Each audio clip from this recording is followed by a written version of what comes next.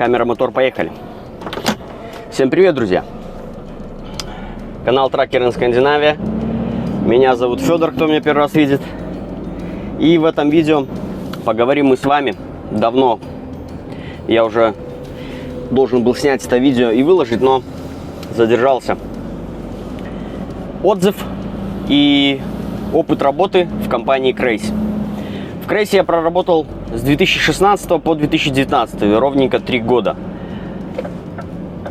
И мне есть вам что рассказать. Сразу хочу предупредить тех, кто ждет там какого-то трэша, там, я не знаю, развода на бабки, там, кидалова.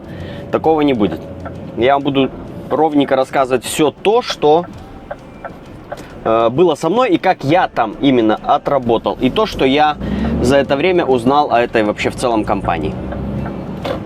А я нахожусь сейчас в городе Мосьон. У меня тут была выгрузка и загрузка. Загрузился я алюминием. Не смог снять, так как влупил дождь. 5 у меня таких пластов огромных алюминия на весь прицеп. 30 тонн веса. И выдвигаемся мы по... Я в прошлом видео, когда рассказывал про как найти работу в Скандинавии, говорил, что кружочек такой буду делать. Так у меня и получается. Сейчас я выхожу на 73-ю дорогу и буду выдвигаться в сторону границы со Швецией и на таможню городу Тарнби. Начало у меня было положено еще в 2015 году. В 2015 году я уволился из АПС. Все видосы, которые я вот снимал на эту тематику, как я начинал дальнобой, там где я там что работал, я вам выложу в описании, да, по порядку, как я их снимал. Ну, чтобы все понимали. Ну и вот, как последнее видео закончилось, я приехал из Монголии. И в 2015 году, получается, я уволился. Лето я занимался там своими делами, с корешем там работали, там-сям, короче, нормально. И наступила осень, и пришло время искать работу. Я понимал, что мне уже никакая компания там белорусская или российская абсолютно не надо. Я начал искать что-то в ближайших странах. То есть, естественно, кто у меня был? Эстония, Литва, Латвия. Польша. Польшу я сразу почему-то откинул на то время и да и сейчас. То есть много было негатива для старта. Польша вообще как бы ужасно, ничего хорошего. Я как-то сразу ее убрал. И, значит, Crazy. Я видел еще его на российских номерах, когда катался сам на Россию. Вот. Ну, естественно, я знал от таких компаний, как Гертека, там, Влантана. Вот. Они все ездили в Россию. Ну и немножко начал собирать информацию, изучать. И я узнал, что Crazy, на тот момент у Crazy была самая большая география. То есть, помимо того, что у них были латышские, российские номера, в то время начали появляться казахские, у них еще и широкая география была Европа, они катались везде. Естественно, уже узнал, что они работают в Скандинавии. На то время, как только я начинал устраиваться, я уже думал о Скандинавии, потому что, ну, уже немножко где-то посмотрел там передачу, еще что-то. Я на то время, даже честно вам признаюсь, я там не дружил особо с каким-то ютубом. Поэтому все было с таких каких-то фильмов документальных. И мне всегда, в принципе, нравится вот эта вот природа, горы, да, водопады, там, все дела. Вот, озера. Конечно же, я где-то начал что-то читать, изучать про Норвегию, про Скандинавию в целом. Вот. Ну и Crazy работал везде. Думаю, ну хорошо. Гертека. Связался с Гертекой, мне сказали, мне нужен опыт. Мол, если ты только сам найдешь, кто там за тебя поручится, тогда да. Ну, у меня не было на тот момент никого. Ну и все, Гертеку я как бы откинул. Остались у меня 2 контакта. Это я связался с Влантаной и, естественно, с Crazy. Обоим я там все отправил, все, которые анкеты мне прислали, то есть процесс был запущен, стадия была ожидание приглашения. Я на тот момент не знал вот эти вот специфику, 95-й код, какой он там должен быть, то есть мне главное, что меня брали с то, что мне нужен был длинный 95-й код, а на тот момент, вот вы прикиньте, мне было полных... Мало какая компания хотела брать такого водителя, то есть, но меня спасло, что у меня вот был этот небольшой опыт с АПС, плюс такие вот экзотические страны я посетил. Поэтому в Crazy мне быстренько обосновали ситуацию, что там сколько нужно будет денег туда-сюда, то есть я прикинул, там, ну, 1000 евро нужна будет для трудоустройства. Но в дальнейшем, забегу наперед, вышло 1500 евро в сумме. Влантана требовала на тот момент, по-моему, 700 евро за этот длинный 95-й код. Наступил, наверное, октябрь, и мне первое приглашение пришло от Crazy. Все, я сразу же пошел делать визу, сделал визу и уехал в Латвию. Это был конец 2015 года. Меня ожидало обучение. А это обучение на то время получалось не такое уж и легкое. Мне нужно было сразу по приезду поехать сдать в ЦСДД, это их ГАИ, нужно было сдать тесты. Я поехал, сдал эти все тесты с первого раза, и все. На этом следующий этап был пройти обязательных, по-моему, 5 занятий, то есть 5 дней. В итоге, то есть неделя целая у меня улетает на эти занятия. И нужно было мне ездить на поезде в другой город, в Елгаву. Там была автошкола самого Крейса, то есть крейсовские были машины, там катались, учились вождению. Ну и все, я ездил туда каждый день, катался, выкатался, и назначили мне дату экзамена. Я с первого раза экзамен завалил. Вот. Такие банальные, глупые ошибки были, просто тупо по невнимательности. Там перекресток я неправильно, там нужно развернулся-то не так, как надо. Ну и, конечно, косяк такой был, где я жестко проехал 50-70, 50-70. Такие, знаете, знаки стояли, наверное, 6 штук в подряд. Так, 50-70, 50-70, 50-70. И на одном, на последнем я просто забил болт и поехал 70, а не 50. Ну и все, поехал я в итоге домой. Вот. Дело к Новому году. Мне пересдачу назначили на первую неделю следующего года. Ну и все, я сразу же, конечно же, приехал. И от этого вот у меня и вышла сумма, в принципе, в 1500. Все, я приехал, сдал уже от злости просто, потому что была куча потраченных денег. Я сдал все идеально. Меня около 2 часов выкатывали по этой Елгаве, по всем закоулкам, по всем каким-то заворотикам, поворотикам, в надежде, что я допущу ошибку. Ну, то есть они очень жестко были настроены против меня. Но я все просто отработал идеально. И все, я уехал. Получил я уже в Риге, я получал сам 95-й код пластиковый.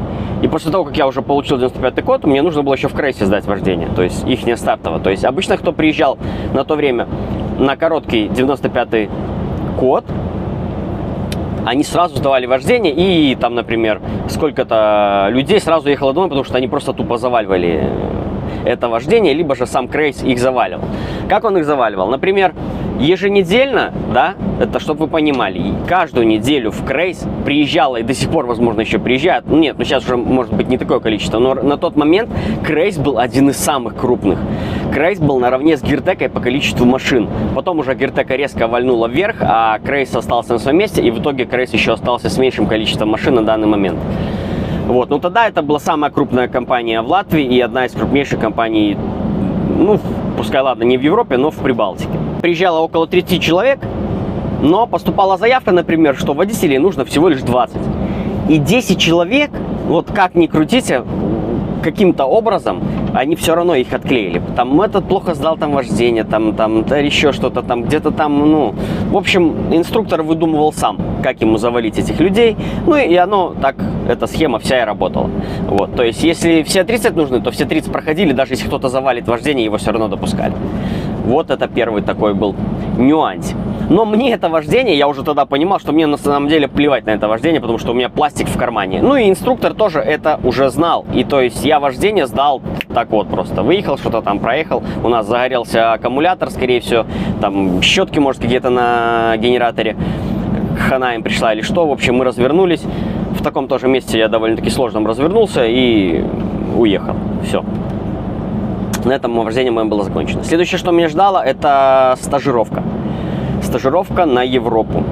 Значит, срок стажировки зависел от того, как вы съездите. Раньше структура была такая, что в основном это были латыши-инструкторы. Им доплачивали за стажеров 10 евро в сутки. То есть в итоге, кто долго работал в Крейсе, они очень хорошо, получалось, зарабатывали на то время. И я ждал своего инструктора, мне дали латыша такого в возрасте, хороший мужик, очень хорошо разговаривал по-русски. Ну, то есть русский латыш такой. И все. Я с ним уехал на 2 недели. Мы с ним скатались в Испанию и вернулись обратно. И он говорит, видит, что я все хорошо еду, все делаю, все понимаю. Все там, которые баламут нам дали, там Крейс изучать, я как бы все это дело, все уже во всем этом разобрался. Он говорит, мы сейчас приезжаем, я тебе подписываю, ну, стажировку, все скажу, что все хорошо. Но, говорит, я тебе предлагаю поехать со мной еще раз. Тут только ты уже поедешь не в качестве стажера, а уже как самостоятельный в экипаже. А потом я поеду, говорит, в отпуск. Мы сейчас с тобой съездим, я поеду в отпуск, и я тебе дам свою машину, ты на ней там поработаешь какое-то время, там около месяца. И мне эта идея показалась очень хорошей. И я с ним поехал еще на один такой вот рейсик. Он шел в отпуск, и ему нужно было лететь в Исландию, по-моему, или куда-то, в общем, куда-то далеко, и куда очень дорогие билеты. И получалось, они билеты с женой бронировали, там жила дочка, и они ехали к дочке в отпуск. Они там к ней ездили, там раз в год старались, по-моему, ездить, или раз в 2 года, что-то в этом роде. И, в общем, он сильно переживал, чтобы вовремя вернуться, потому что билеты уже ты там ничего с ними не сделаешь, они просто сгорят. Значит, мы выезжали из Испании, и ему позвонил диспетчер, говорит, нужно съездить на Грецию. То есть там что-то у кого-то не получилось, и в итоге нам нужно перецепиться и поехать в Грецию. Он говорит, у меня дата вот вылета, та-да. Он говорит, да все нормально, все успеваем. Ну и хорошо, мы, значит, въезжаем в Грецию, и нежданчиком там начинаются забастовки.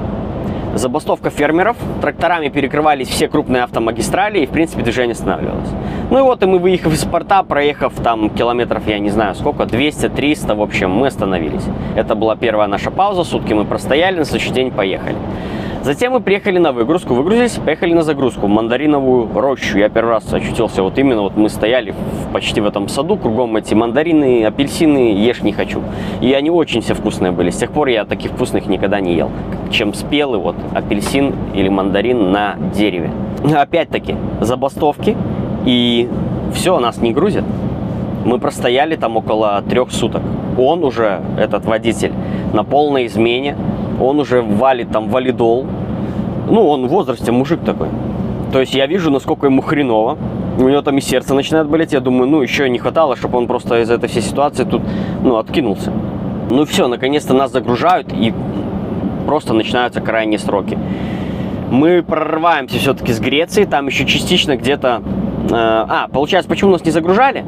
Потому что граница была перекрыта. Мы выходили... Получается, на Болгарию, по-моему, мы выходили. Когда границу освободили, мы смогли, естественно, поехать. И он считает, что у него очень так все выходит впритык, а у нас еще выгрузка, загрузка, то есть это все такое скользкое.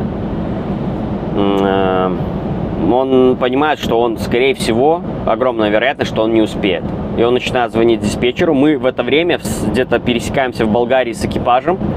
Вместе с ними стоим, и он звонит диспетчеру и говорит, я поговорил здесь с ребятами, я сяду к ним третьим, а у них, они загрузились, получается, на Латвию напрямую, а у нас должна была быть выгрузка в Польше, и потом только еще загрузка на Латвию. Он говорит, вот у них прямой рейс, типа, можем ли мы с ними поменяться? Он говорит, нет, типа, с ними поменяться почему-то там не можем. Он говорит, я тогда сажусь к ним, и мы втроем, они согласны, типа, на мой страх и риск, если нас, типа, остановят и дадут штраф, я его сам буду оплачивать, вот, то есть, ну, вот, прикиньте, насколько стоили дорогие билеты, что человек, ну, готов был так даже пожертвовать своими деньгами. И да, по-моему, они раз в 4 года к дочке ездили, потому что, вот, я говорю, очень он трясся за эту ситуацию.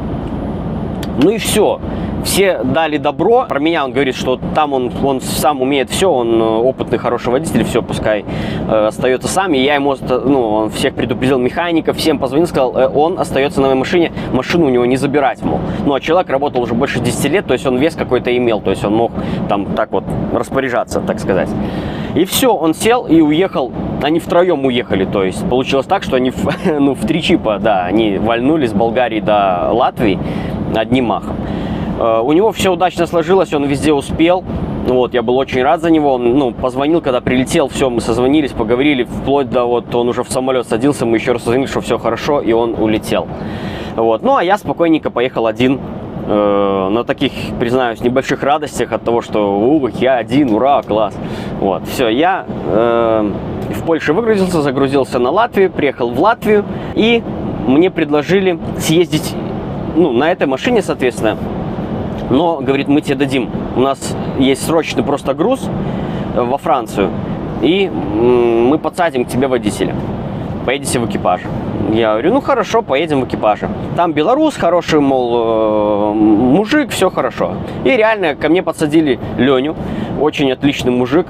Мы сразу быстро с ним наладили все контакты. Он был очень опытный и в плане закупок, и в плане, в принципе, работы. Ну и все, мы с ним уехали на гастроли еще на, по-моему, 2 недели. Вот, но у него произошло тоже небольшое так сказать, как правильно даже выразиться, такое несчастье такое небольшое произошло. В Испании мы просто вот менялись, да, карточками, вылазили с машин с обеих сторон, и он неудачно подвернул ногу, и у него потом уже, как оказалось, что была трещина.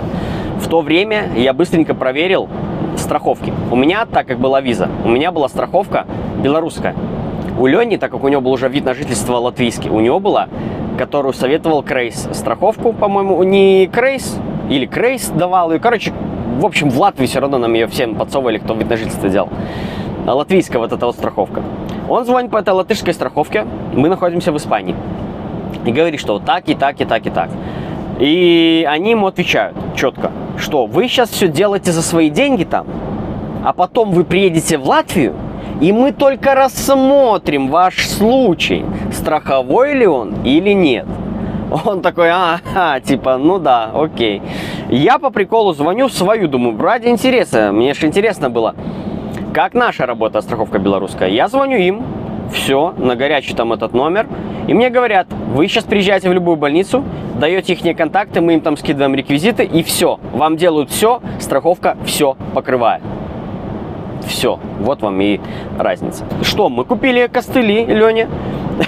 В больничку мы никакую не обращались, потому что понимали, что там будет просто космическая сумма. Ну и все, нам дали прямой рейс, по-моему, до Латвии, чтобы мы быстрее приехали, и мы поехали, в принципе, в Латвию. А нога, кстати, правая у него была рабочая. И, газ он нажимал левый, коробка автомат, в принципе, ехать можно по автомагистралям, где-то какие-то более сложные дороги, то за рулем был я, вот и все. В общем, удачно мы все съездили, хороший был рейс, и я уже собирался ехать как бы домой. Хватит, уже погастролировал, думаю, там сколько выходило на тот момент, 2 месяца, наверное, почти, как бы пора домой.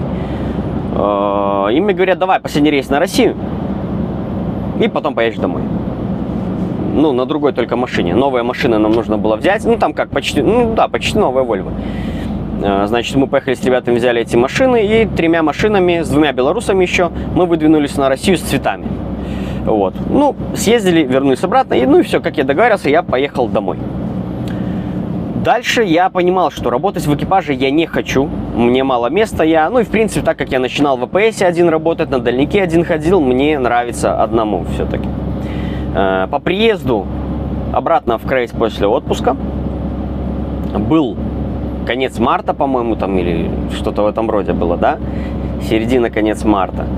Я уже знал, что я буду говорить планировщиком, и я подошел к планировщице, с которой я постоянно, вот все эти рейсы, все моментики последние мы решали, к ней подошел, говорю, мне нужен сейчас рейс одному, надолго, и подальше. Как-то так вот я это вот выдал просто таким одним быстрым текстом. Она говорит, я тебя поняла, хорошо, и едь, жди в отеле. Я поехал ждать в отеле, прождал я целый день, и вечерком мне звонок и предложение, мол, едешь, сейчас берешь машину на базе, едешь на турецкую линию. Я, думаю, что за турецкая линия? Говорит, приедь в Крейс и поговоришь с диспетчером. Более подробно он тебе все расскажет. Хорошо. Я приезжаю, в этот же еще вечер приезжаю на базу, встречаюсь с этим диспетчером. Он мне дает ЦЕМТ. Это книжка, по которой пересекаем мы 3 страны. Без всяких там дозволов, всего такого, кто не в курсе. С ЦЕМТом я уже однажды, то есть, работал.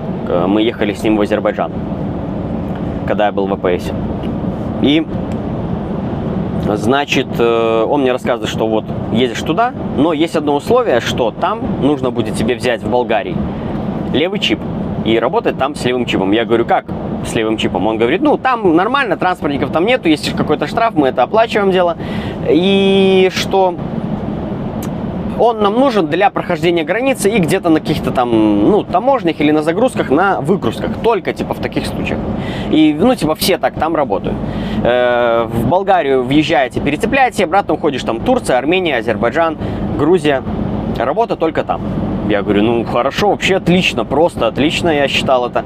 И зарплату там давали, по-моему, 65 евро. То есть тоже это было очень охрененно для меня, как вот пришедшего вновь, и на Европе таких денег не зарабатывали. Все, в общем, там, по-моему, следующий день мне уже скинули всю машину, какая машина, какой прицеп. Загрузка была в Литве, и выгрузка была в Баку. Я отвечаю, я был просто счастлив. Я уже там давай маршрут простраивать, что, как ехать, куда, все страны там, вау, просто думаю, супер. И все, я на радости, короче, попер машину. Мне дали старую Евро 5, но она в очень хорошем состоянии была, белая. Белый, кстати, в Крейсе на то время была лимитированная их версия. Вот, но мне досталась хорошая в плане расхода топлива. Да, расход топлива у нас был тогда. И она была после химчистки, скорее всего. То есть она была по салону вообще отлично. Все, в Литве я первый раз затарился, как раз там, где загружался. Напротив были какие-то такие оптовые магазины, что ли. И я... Блин, какое тут крутое место. Но негде стать вам показать его. Оптовые какие-то магазины, и я там первый раз затарился всеми вот этими... Все, что мне нужно было. Посуды... Ну и все, короче, все, что нужно для жизни, так сказать. Вот, и плитку там же я купил, и баллончики у меня, первые были у меня плитка с баллончиками. Баллон у меня уже появился, как я первый раз ехал в Скандинавию, но об этом немножко позже. Так, на будущее буду знать вот эту вот стоянку, что от этой стоянки я смогу добраться до того козырного, ну там как, знаете, не водопад, а такой вот переход огромный, со склоном речным, широкая речка, очень так мощно все красиво выглядит. Что ж. Все, мчим в Баку. Что да как, я ничего пока не в курсе был, как там что происходит. Но первое, я прилетаю в Болгарию, на границу. Ну, мне сказали, что, говорит, там подойдешь к ребятам, там наших много, там пообщаешься, скажут, что да как. Вот. Но я такой сам по себе трошки со старта стеснительный с кем-то что-то спрашивать, там общаться так. Ну, у одного там спросил, и он там мне вкратце что-то рассказал, как там прохождение границы. Да, наших там в этот момент как раз-таки еще и было и мало. То есть вот этот один, кого я нашел, один стоял заштореный, я не стал его трогать. Ну, я понял, смотрю, наши прицепы стоят много, там Капитан Андреева называется вот это вот городок перед границей. Ну и все, первый раз я, то есть, въезжаю на турецкую сторону, ну и не обошлось без развода на этой границе. Она, на самом деле, до сих пор для меня, вот какие бы границы, где я не пересекал, но вот эта турецкая, Болгария, Турция, это самая сложная граница, которую я проходил. И Болгария, Грузия. Болгария, говорю, Турция, Грузия. Турецкие все вот стороны. Короче, турецкие границы просто какие-то, я не знаю, они дебильнейшие. Там нужно 1000 куда-то раз бегать, ну и так как груз еще скоропорт. И за счет того, что нужно фита, шмита, вот эти все дела, там еще в 1000 раз больше какого-то головника. Машин куча, людей куча, все куда-то что-то бегают. Там эти турки тоже бегают, что-то там орут, кричат, короче, просто такой бедлам какой-то. Я въезжаю на границу, наших машин нету, они уже уехали. То есть я думаю, бля, что за жесть? Короче, давай что-то ходи смотреть. И мне попадается такой вот, который ищет таких дурачков, как я, вновь прибывших. Такой, да пошли, говорит, я тебе покажу все, да как. Да, базара нет, он мне поводил везде все, что надо. Я получил все документы, которые я хотел. Но в конце он попросил 20 баксов. Я говорю, не, братан, есть только 10. И дал ему $10. Вот. Ну, думаю, ладно, думаю, как-то что-то потом, думаю, узнаю. Что-то я не так 100% делал.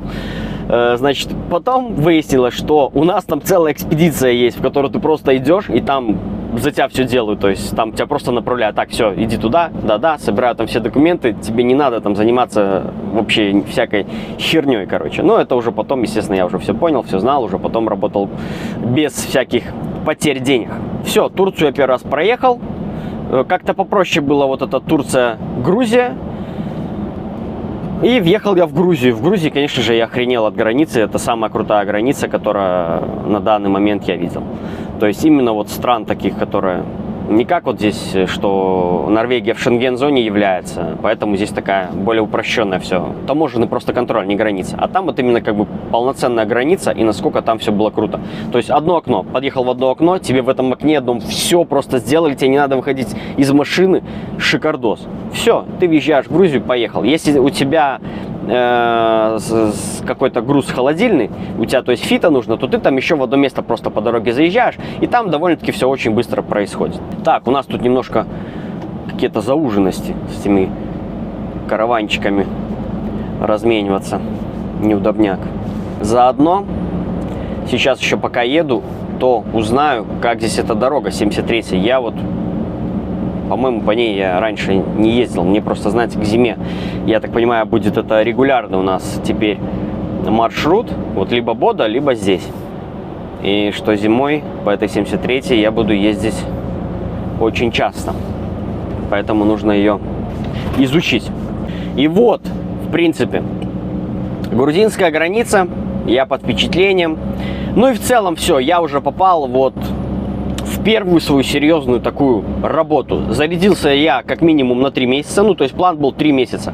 Вот, в итоге я скажу сразу, что вышло 3,5 месяца, немножко меня там оттягивали все, не хотели меня возвращать. Почему меня не хотели менять? Потому что никто не хотел идти туда работать. На эту линию. Ну да ладно. Короче, 3 месяца я там кружусь. Познакомился с очень хорошими людьми, с которыми до сих пор общаемся. То есть даже мы с ними в Скандинавию вместе перешли. То есть так вот выходило. Попали в Скандинавию даже вместе. Очень круто там, значит, отработал я. И хочу сказать, что заработала я за эти 3 месяца больше, чем 65 евро в сутки. Ну, то есть, давайте так, что 65 евро в сутки это было то, что я оставил себе. А потраченное было это все леваки. Там были проходные, всякая вот эта вот ерунда, солярка, да, была солярка, потому что был расход топлива, а солярки было у меня жопой же. У меня реально тачка была экономная, все продавали солярку, ну и я тоже продавал, я ж не дурачок, чтобы это все показывать норму, чтобы норму потом урезали. Вот, потом в будущем так и произошло, что начали поднимать, опускать, точнее, потиху норму, так как начали все сдавать непонятные расходы. Вот я сейчас открыто это говорю, потому что Крейсу я ни хрена не должен. Вот, работать я там тоже, в принципе, не собираюсь. Да и линий той уже давным-давно нету. Поэтому, может, я вообще сказки сочиняю. Вот, и неправду говорю. Но было круто, и реально заработок был хороший. Я закрыл все свои дома косяки, там, кредиты всякие, хериты, какие-то долги. Вот, то есть все, я зажил по-новому, можно считать. Ну и наступает конец уже как бы рейса с левым чипом. Что было с левым чипом? Крейс начал охреневать в этом самом, в Турции. И начал всех гонять по жесткому. То есть чуть ли не там смену ты левую еще выезжаешь на левом чипе. Я так не делал. Первый раз, когда мне так коснулось, я задал вопрос диспетчеру, так как тем более среди водителей уже ходили слухи, там, что где-то кого-то там остановили, там что-то туда-сюда. И в тот момент, это был 2016 год, в Турцию приехали поляки обучать турков режиму труда и отдыха. То есть у них это начинало браться. И поляки, то есть вместе даже где-то работали с турками и брали машины. И они уже поняли, что есть такой Крейс, который валит на 2 чипах просто-напросто, или на левом чипе. Вот. А чипов было огромное количество, мы каждый раз чипы меняли между собой, чтобы один чип у одного не лежал. Ну, то есть такая была схема между водителями. И, значит, мне, говорит, загрузился я на юге Турции, и мне говорит, что нужно мне нон-стоп ехать до границы. Я говорю, я не поеду. Типа, это что-то за прикол такой. Мол, мне ехать в 2 чипа. Ну, да, все это самое так вот надо, и все, потом ты едешь домой, туда-сюда, короче, вот такие вот ломка началась. Я говорю, нет, я не буду это делать. Я говорю, если я это и сделаю, я сделаю половины, например, смены, но ты мне сейчас напиши смс-ку, что ты такой-такой, и ты берешь ответственность на себя. Именно на себя. Не Крейс там берет на себя ответственность, а именно ты. И он такой мне заявляет, что говорит, нет, я такого тебе не могу написать. И тем более Крейс теперь никому штрафы не оплачивает. Я говорю, так вот, я не знаю, зачем он мне это сказал, если честно, да. Но я ему говорю, что так, ты сам понимаешь, что я теперь не поеду во втором чипе, со вторым чипом. Он говорит, я уже это понял. Все, я доезжаю по чистому порешали все-таки, говорит, ладно, ты доедешь, мол, до накопителя. Были накопители такие в Турции и Грузии, и Болгарии не было, с болгарской стороны накопителя никакого. А вот с турецкой стороны был накопитель. Мне нужно было доехать до него, говорит, а там ты хотя бы на леваке пройди границу, мол. Я такой, ну, хорошо, ладно, посмотрим. Я доезжаю по чистому до накопителя, в накопителе колейка, я закрываю смену и ложусь спать. Все. Вот, потом он спрашивает, типа, да чего, типа, мол, ты не поехал на левчип? Я говорю, да какой? Был накопитель, было много машин, я ждал своей очереди, вот прошло 11 часов, пока я ждал. Ну и все, вопросов никаких, я чистенький, умытый, с побритой башкой, въехал на границу последний раз. Нет, вру, это был не последний раз. Я выезжаю, отцепляюсь, отдаю прицеп, и он уже мне тогда, все, уже 100% ты последний раз. Выгрузка в Стамбуле, это было недалеко ехать, а там у тебя груз прямой на Латвию. Я говорю, ну, окей. Все, я поехал в Стамбул, загрузился загрузился я орехами, короче, какими-то я загрузился. И последний рейс я уехал из Турции. Добрался я удачно до Латвии. Почему я так сказал? Потому что нужно было проехать Польшу. Все-таки у меня мой чип-то засраны, какие-то левые... Машина засрана, не мой чип, а машина засрана. И на машине мне это нужно было проехать Польшу. Я думаю, прикидываю, что вероятность попасть на транспортников ночью гораздо меньше. И так как долго ж ехать из Турции до Латвии, и у меня так подсчиталось, и сам подсчитал, немножко подбирал ехать, чтобы я ночью въехал в Польшу и ночью из нее выехал. То есть ночью, чтобы я ее проезжал, Польшу. Вот, и у меня так и вышло. Я ночью туда въехал где-то в часов 10-11 вечера. Целую смену проехал, отстоялся и обратно потом в ночь границу также пересек с Литвой. Все, успешно я доехал, короче, до Турции. Пришел я к этому диспетчеру, мы с ним нормально пообщались, я ему отдал цент. Вот, я говорю, как бы я не против, говорю, после отпуска еще поработать, но, говорю, без левого чипа. Он такой, я тебя понял, типа, мол, потом, мол, свяжемся.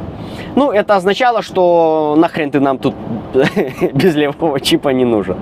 Вот. Ну и все, больше меня туда, конечно, не пустили. Я, значит, поехал в отпуск, подался я на вид на жительство в тот момент. Да, я уезжал в отпуск, подался и уехал.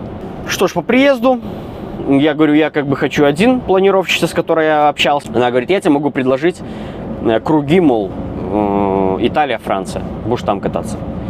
Я говорю, ну хорошо, попробуем. Ну, я поехал. Италия, Франция. 2 месяца самых жарких меня вот выпало. И рейсы были очень часто через юг Франции, туда Италия. То есть, ну, там жарище, блин, до, мне кажется, до ноября стоит. Да, тут уже дорожка какая-то такая не очень. На бусике меня туда завезли. Это вот началась вот эта вот серия из долгих лет уже с тех пор. Короче, я с базы на машине никогда не выезжал. Все время бусики. И вот они очень мне вот тут вот стали в одно время. Ну да ладно. Италия, Франция. Первая неделя работы у меня сливают 800 литров солярки. Я думаю, о, классно, я начал работенку. После этого, естественно, после только того, как у меня слили, я купил себе крышки. Мне попались экипаж латышей с другой какой-то компании. Они барыжили, короче, крышками. Крышки такие крутые. Не просто там вот эти вот, которые там накидывают, эти вот непонятно что, которые руками срываются. А именно вместо родных крышек вкручиваются такие конуса конкретные. И вот я их купил. Могут некоторые сказать, если захотят слить, сольют, да, но...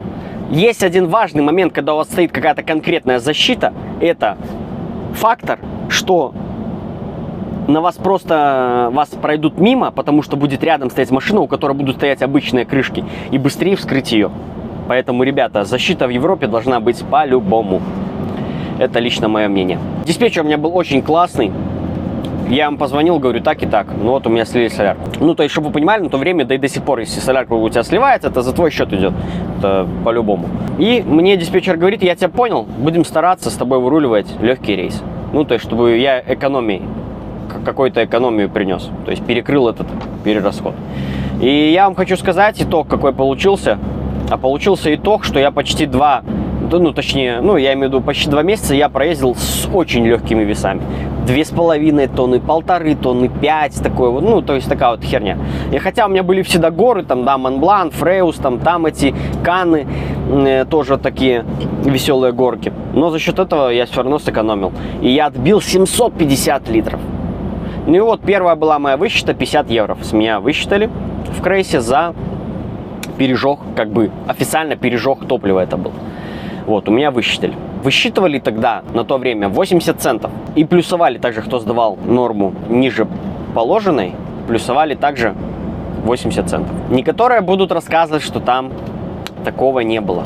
Что высчитывали там чуть ли не 1,5, а прибавляли там 50 центов, да? Я вам говорю, что вот у меня было так. Дальше я понимаю, что денег этих мало. То есть это очень маленькая зарплата. То есть 65 было на Турции, 60 было вот это Италия, Франция. И я ощутил это за 2 месяца, что я, очень мало заработал. Я уже конкретно пробил на тот момент про Скандинавию, знал, кто занимается Скандинавией. Ей занимается Мария, и она до сих пор ей занимается. И я прихожу к этой Марии после рейса, говорю, я хочу в Скандинавию. На то время я отработал, получается, еще года не было, как я отработал. Она говорит, слушай, посмотрела мою анкету. И в эти вот периоды, когда я ходил к ним в офис, мне несколько раз удавалось позаглядывать в их компьютер.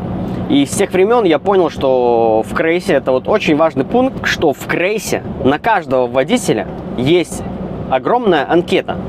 И это не просто анкета, какой там опыт, там, где он там работал, а нет, там анкета, куришь ты, пьешь ты, и сколько раз ты в день это делаешь, там, и вот все, ездишь ты на левом чипе, можно ли тебя развести, там в этой анкете указано все. Я к чему это? К тому, что те, кто попадает в Крейс, в принципе, ваш первый год, полгода работы, вот это и будет показатель того, как вы будете дальше работать. Если вы где-то прогнулись, у вас высчитали вы это, там, не обратили на это внимание, там, там, слушай, 30 евро, там, да, хрен с ним.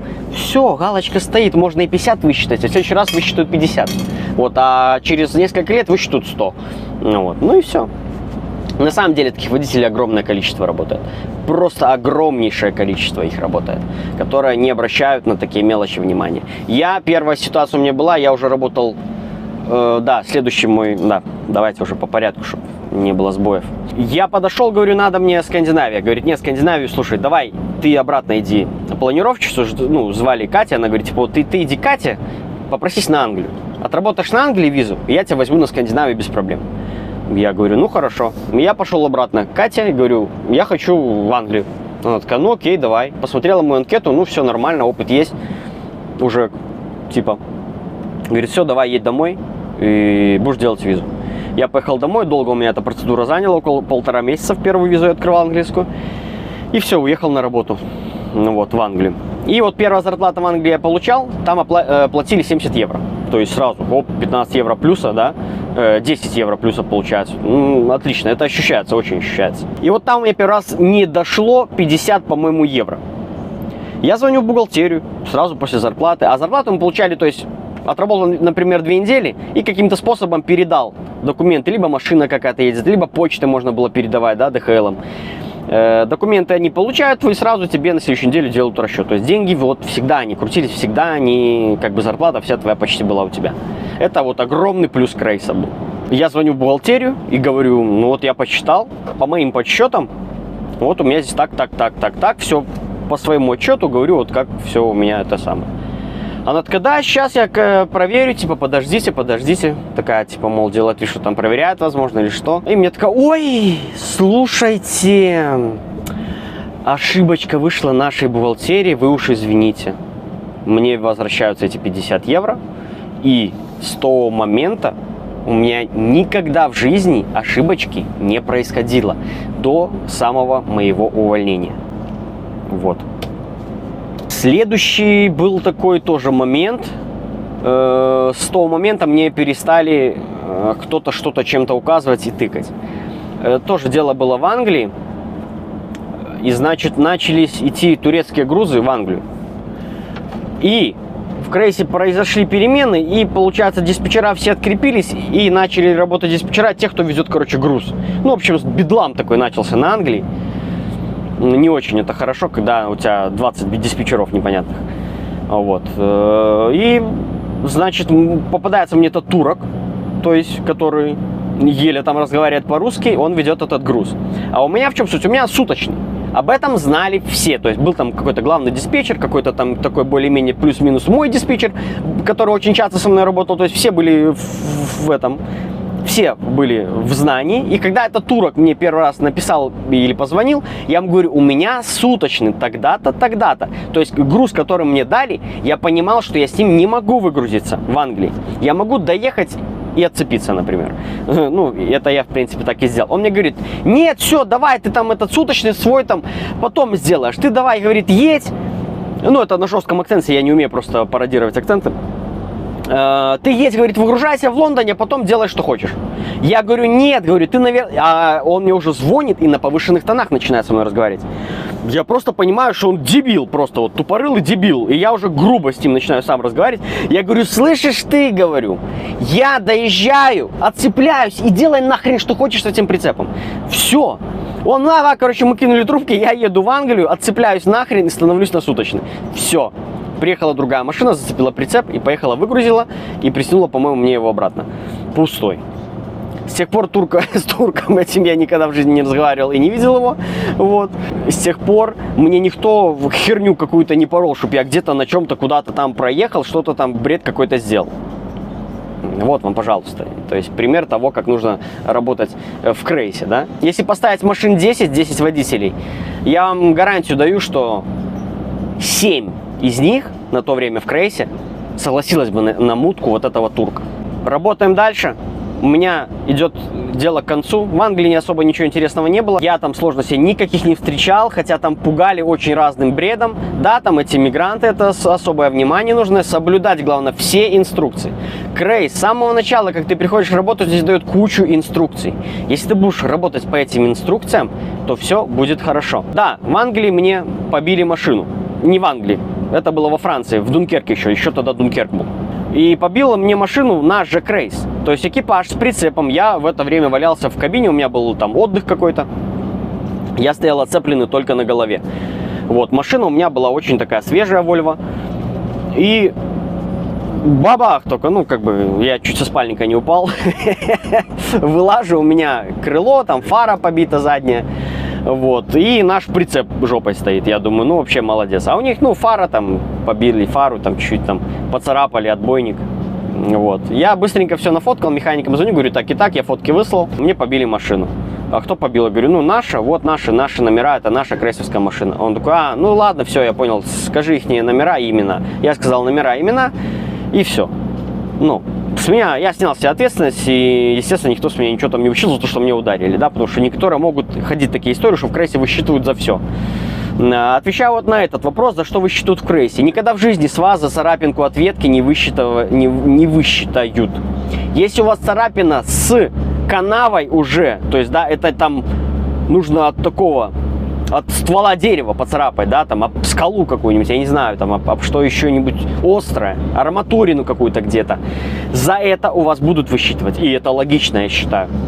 За побитое зеркало, за что-то там еще у вас, за все то, что вы делаете сами, у вас высчитают. То, что вы не делали, не били, не ломали, у вас этого не сделают. По прицепам особенная была фишка. С прицепами... позаложило у меня уши. С прицепами передавалась всегда книжка, в которой обозначались все повреждения. И вот кто мог, например, принять прицеп и повреждений этих не было написано, не досмотрел. И дальше он передал прицеп, чувак смотрит, слушает, вот это не написано, я напишу. Он написал, высчитают с кого? Из того, кто не написал. Он не бил прицеп, он там не царапал его, там не ломал. Но он не написал это в книжке. И за невнимательность у него высчитают деньги. Да, такое есть. Невнимательность, опять-таки, фактор. То есть, короче, все, что вы сами косячите, то с вас высчитывают.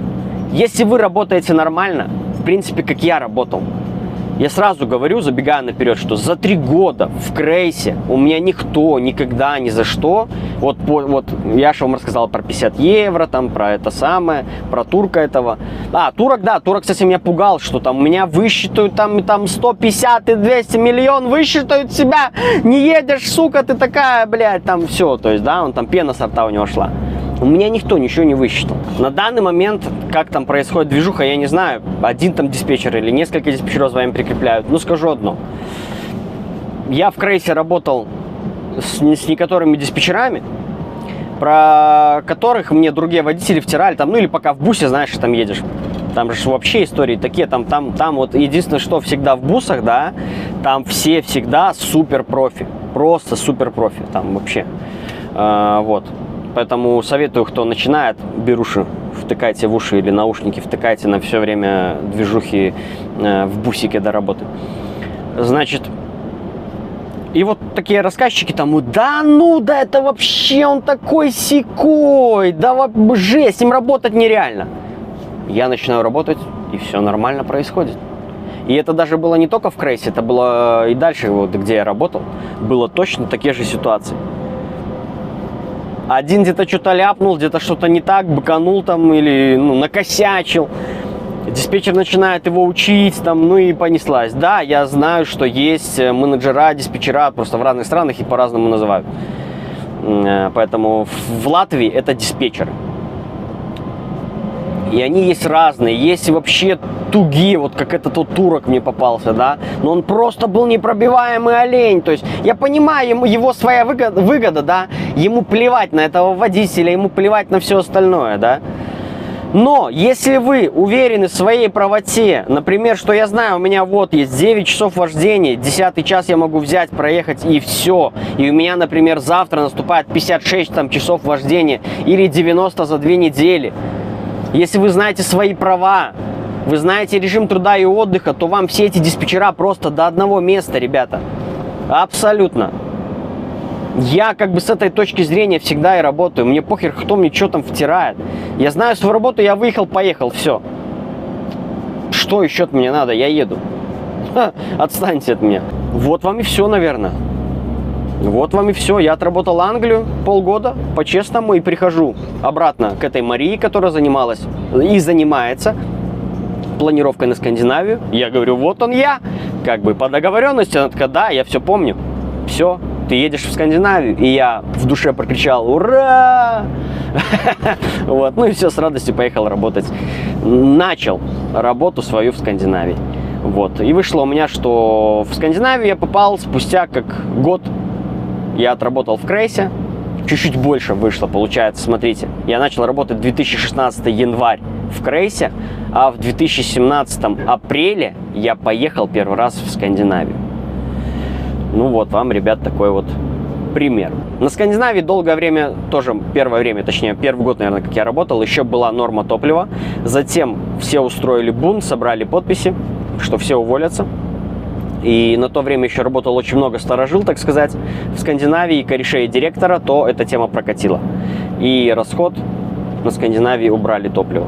Вот еще был, да, такой моментик. Но так, я не знаю, ребят, что еще добавить. По поводу в целом Крейса. Да, сложно, да, огромный офис, колхоз, да, как угодно можете называть, то есть достучаться до чего-то там сложно. Случаи какие были, да, вот водители, это которые, сейчас категорию водителей я скажу, которая рассказывает про Крейс, какие они плохие, как они всех наебывают, да, за что они там высчитывают, что вообще просто по жести. Встречаю коллегу такого в Скандинавии, он меня просит, ну, а я его уже знаю так вот, знаете. Раз видел, там, два видел. В общем, хотя он на понтах, он суперопытный, ну просто вот, ну вообще просто не докопаться. Он говорит, помоги мне с регистратора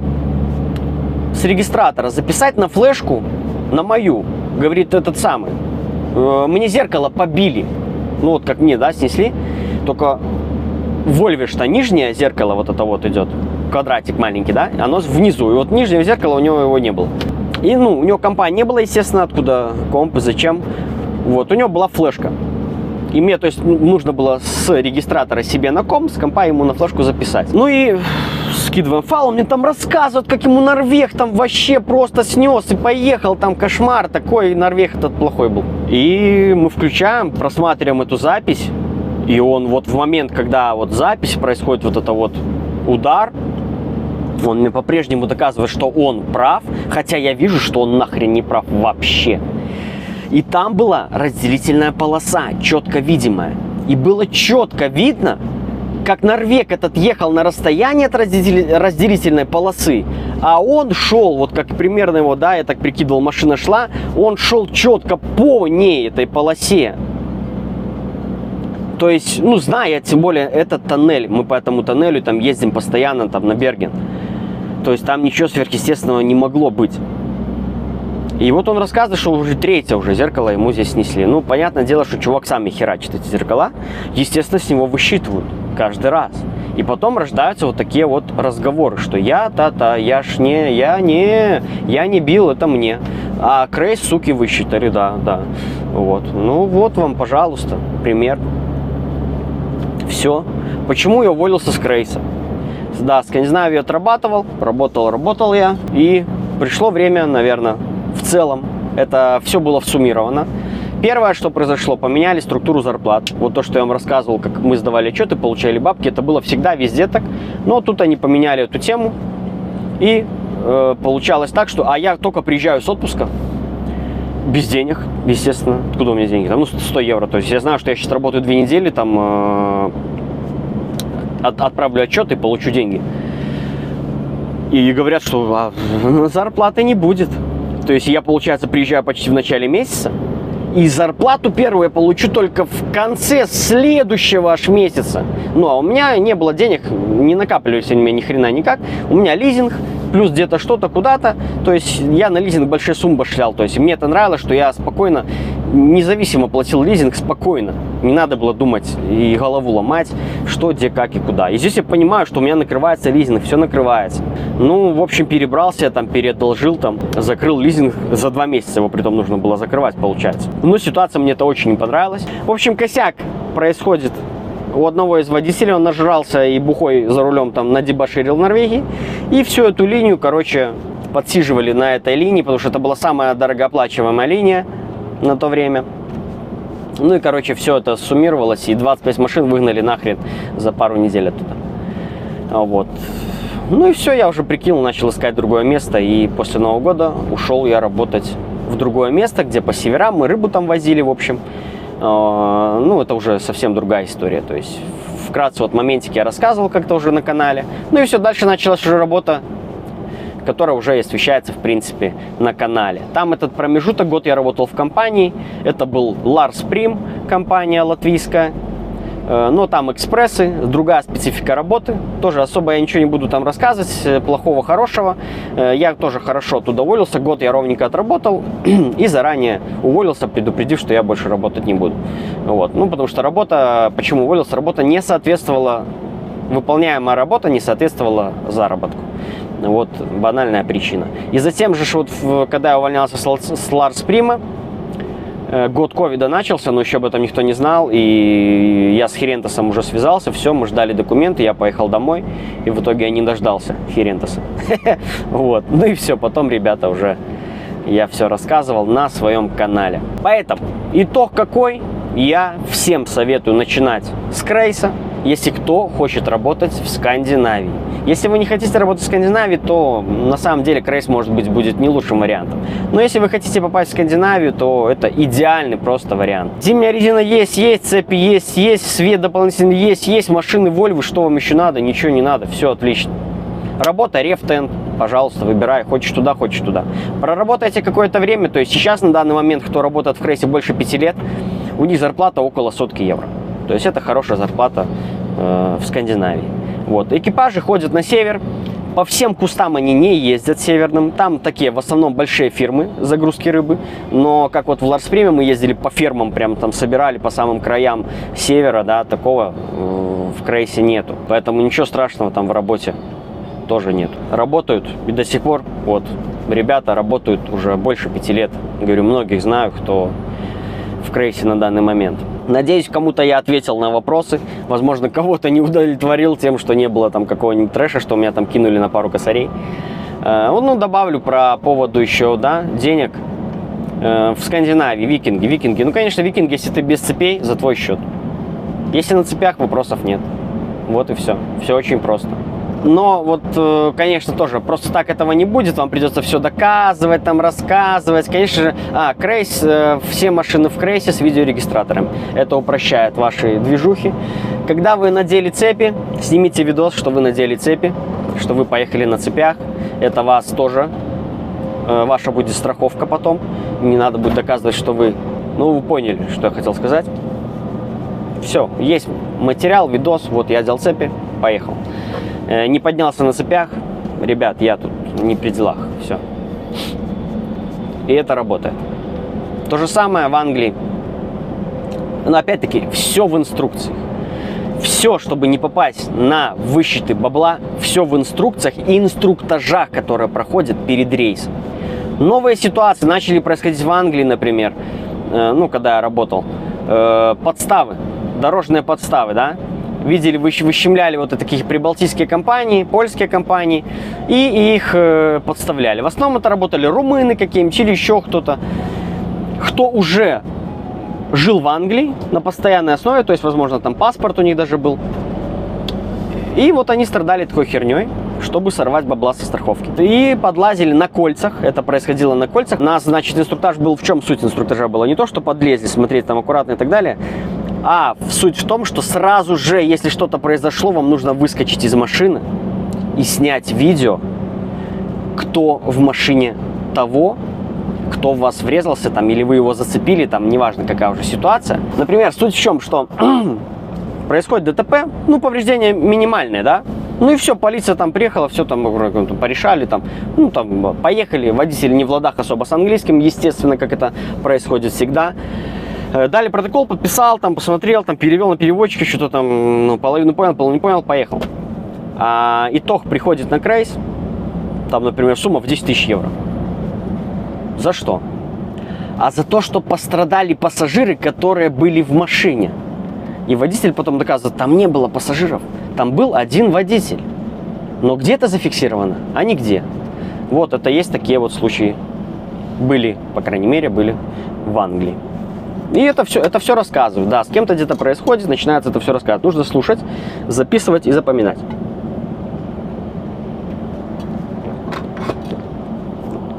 Все, к концу рассказу у меня заболело уже горло. Поэтому закрыли мы свою историю, свое прошлое я закрыл этим видосом. Пишите ваши вопросы, буду рад ответить в видосе или в комментариях, по-разному. И с вами был Федор. Все, всем спасибо, всем пока.